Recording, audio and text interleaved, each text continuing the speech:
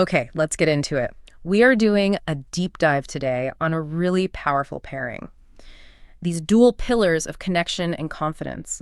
Specifically, how leading with, a real sense of curiosity can transform our external relationships. Right. And then on the other side, how all that intentional behind-the-scenes work is really the engine for building a durable internal confidence. That combination is just, Yeah. it's absolutely critical. I mean, for anyone trying to level up their life in a world with so much information, so much noise, these two ideas, curiosity and private growth, they're kind of a shortcut. A shortcut to what exactly? To being not just informed, but deeply connected and, genuinely prepared. And that's the foundation for really thriving, not just surviving in your career or even your relationships. And there's really no better illustration of this than that scene from Ted Lasso, the dart scene. It's almost required viewing for this topic. Oh, absolutely. The dart scene. Yeah. So you have Ted, right, the super optimist coach, and he's facing off against Rupert Mannion, the club's millionaire, kind of villainous former owner. And it's a super high-stakes darts match in a pub. Rupert is just smug.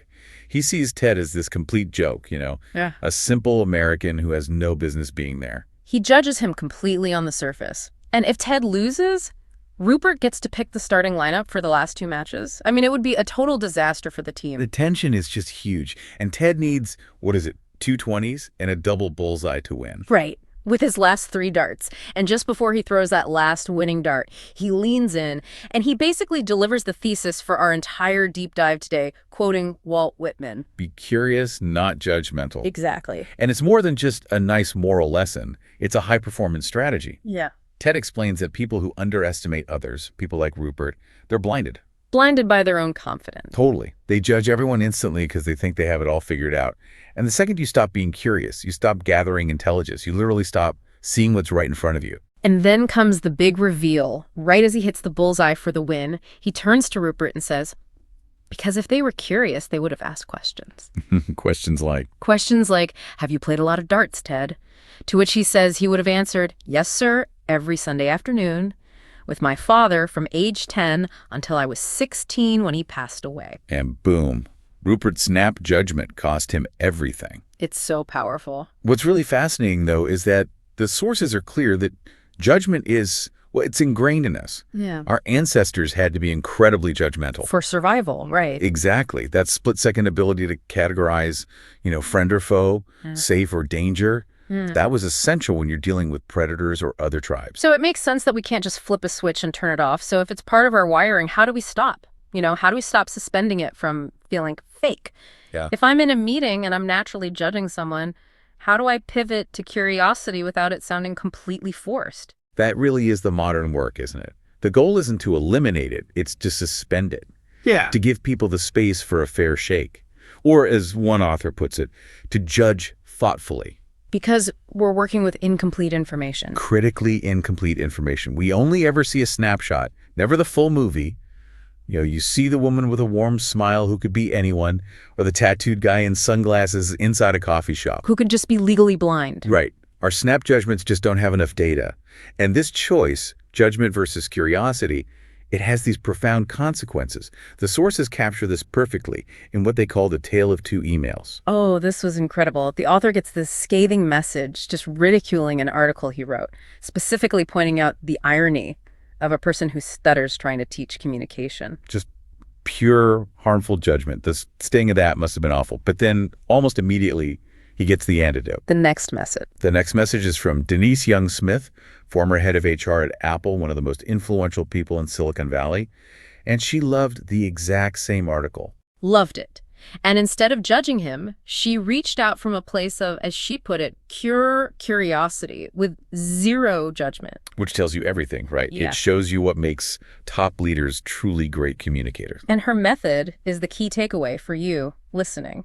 She didn't dominate the conversation. She didn't talk about herself. She just dug into his story, his drivers, his values. Using that language of curiosity. I'm curious, what motivated you to get into this work? Simple as that. She made him feel seen, and that created this genuine connection. And that's the strategy we need to steal, using what the sources call exploration questions. I like that framing. Exploration questions. It sounds more proactive than just ask open-ended questions. Yeah. But how is it different from just being nosy? It's all about the intent and the structure. Exploration questions invite people to expand on their beliefs and experiences. It signals you're not just trying to get data, you're trying to understand their worldview. So a closed question is, do you like your job? Right. And a judgment question is, why are you still doing that job? But the exploration question is softer. It's, I'm curious, how did you end up in this line of work? That validates their journey. It invites a story. Exactly.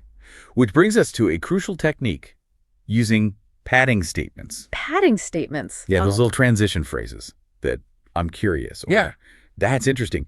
It's not just filler. It's like conversational architecture. It protects the listener. Protects them how? Why is that padding so necessary? Because without it, even an innocent question can sound harsh. It can sound abrupt, almost accusatory. If you just hit someone with, what are your drivers? They might get defensive. Right. But if you lead with, that's fascinating. I'm curious, what are the biggest drivers that keep you motivated? You soften the whole thing. The person doesn't feel like they're on trial. And once that psychological safety is there, the sources say that vulnerability becomes the world's strongest bridge. Which brings us right back to Ted Lasso. Yes. The scene where the team is sharing meaningful items to build some real camaraderie. It's such a great lesson in how connection is forged in empathy. You had Roy Kent, the tough captain. Yeah, sharing his childhood blanket. He said it was from the last time he saw his granddad, and he felt scared and cold in a new place. And then the star player, Jamie Tart, shares his old soccer cleats, and he reveals his motivation was always just making his mom proud, even while his dad was calling him soft. And sharing that, how much he hated that feeling. It created this huge, immediate shift in the room. They went from butting heads to suddenly understanding each other's wounds. That willingness to be vulnerable, it became the catalyst for them to actually move forward as a team. And this isn't just on TV. The sources detail a master's program where the instructor starts every class by sharing his own story. His stutter, the fear, the trembling hands, all to create a safe space from minute one. And that vulnerability opens the door for these incredible student stories. Breathtaking stories. Yeah. A shy 25-year-old from Beirut who quit a high-paying job to go volunteer after the explosions. Or the young Russian woman who left home alone, relying on strangers, just fighting to find a school so she could live somewhere legally. Or the 45-year-old Indian father who came to Spain without his family, just hoping to build a better life for his kids. When you hear these stories, the initial judgment it shatters. And it's replaced by awe. Thoughts like brave, bold, hero. Exactly. The instructor realizes his job isn't to lecture, it's just to give a damn, to create the space for those heroic stories to come out. Okay, so we've established curiosity as the bridge outward to connect with others. But what if the person trying to cross that bridge is paralyzed by their own fear? How do we build that internal strength first? Right. How do we even get to a place where we can be curious? Yeah. And that's the transition from the external work to the internal engine.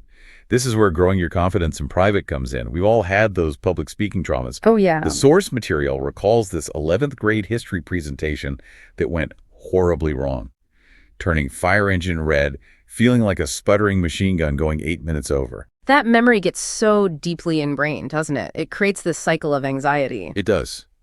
But the realization that followed is the key. Confidence isn't found in a flawless performance.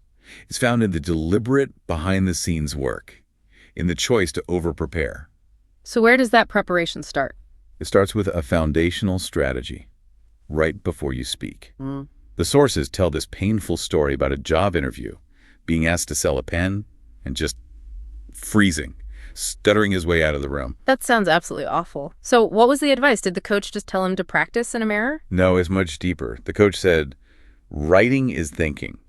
And he made the author write out, word for word, answers to the 20 most common interview questions. I see. Because the act of writing it down removes the cognitive load of trying to figure out what to say in the moment. Precisely. Once you've written it, edited it, refined it, your focus can shift entirely to how to say it. The tone, the pace, the presence. You cut the mental work in half. You solve the thinking problem privately so you can focus on the speaking problem publicly. That is so practical. And for those of us not prepping for a huge interview, the sources give a great daily cheat sheet for this. Yeah, 5 simple questions to write about each day. They seem simple, but the effect over time is profound. Number 1, what's one thing I learned today? 2, what's one memory I thought about? 3, what's one thing I'm proud of? 4, what's one thing I could have done better? And 5, What's one way someone helped me?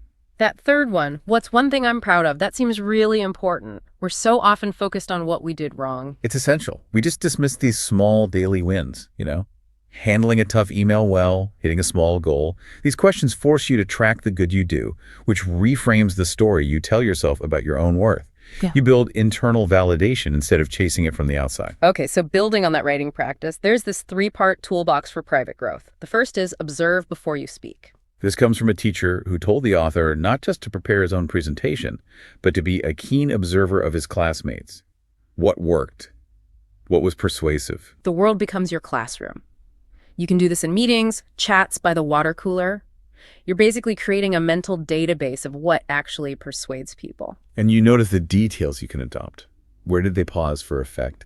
How did they use a prop? Shifting your mindset to, what can I steal from this, is so much more productive than thinking, I could never do that. Then the second tool is dissect before you speak. So after you observe, you intentionally break down what makes great communication work. And you can use specific resources for this. Start with TED Talks. Don't just watch them for the content. Dissect the structure. How do they hook you in the first 90 seconds? How do they use pauses? The sources also recommend The Moth, which is all about personal stories rooted in struggle. And struggle is the purest form of story, isn't it? It is that irresistible mix of bravery and vulnerability. Analyze how they take you from a challenging point A to a resolved point B. And finally, dissecting high-quality conversations, like on podcasts. This is where you really see those padding statements and exploration questions in action. Exactly. You can dissect how a host guides the conversation. They play conversation ping pong. They don't just ask and wait. They listen. They interject a brief, relevant experience of their own. And they use that to enlarge both the guest and the conversation. Which leads us to the final and maybe the most impactful private strategy. Record yourself speaking. This is a tough one for people, but it's so powerful. The source talks about preparing for a big interview while dealing with a family health crisis. He leaned into recording himself to get some control during a really stressful time. And the technique is specific. Start with audio only first. Why is that step so crucial? Because audio forces you to focus purely on content, tone, and pace. You're not distracted by how you look. You can hear the crutch words, the ums and likes. You can hear exactly where you needed to pause to let a point land. And only after that do you move to video to check body language and eye contact. Right. And this whole disciplined private practice is how you gain what the sources call the and factor. The world is full of brilliant technical experts, great coders, innovative designers, skilled engineers. But the ones who really succeed, They're the ones who are strong coders, and they give engaging presentations. They're excellent engineers, and they can guide a nuanced client conversation. That communication skill is the X factor that amplifies everything else. it's the competitive edge. Yeah. It allows your skills to actually be seen and valued. The sources say if you commit to this writing and then recording yourself talking about what you've written, it's not a matter of if your career takes off, but when. So let's bring this all together for you. Confidence. It doesn't just show up. It's built intentionally, in private. Through that cycle of writing, observing, dissecting, and recording, that work creates the internal safety net you need. And when you combine that internal prepared confidence with an authentic desire to be curious, to genuinely give a damn about the person in front of you, that is the unshakable blueprint for building real connections and driving success. It really is about changing your perspective on the people you meet every day. I want to leave you with this powerful thought from Kevin Irvin Kelly. He designs physical spaces to foster community, and he said, Some people experience awe visiting the Grand Canyon or watching a sunset in Maui. I experience awe watching everyday humans going about their everyday lives. love that. So if you can adopt that mindset, viewing people not as obstacles, but as these endlessly fascinating, complex stories waiting to unfold, you really will never have a dull life. So the question to leave you with is this. What stories, what wisdom, what connections are you missing by choosing judgment over curiosity today? And how can viewing the person across from you as endlessly fascinating ensure you keep discovering the heroes walking right past you?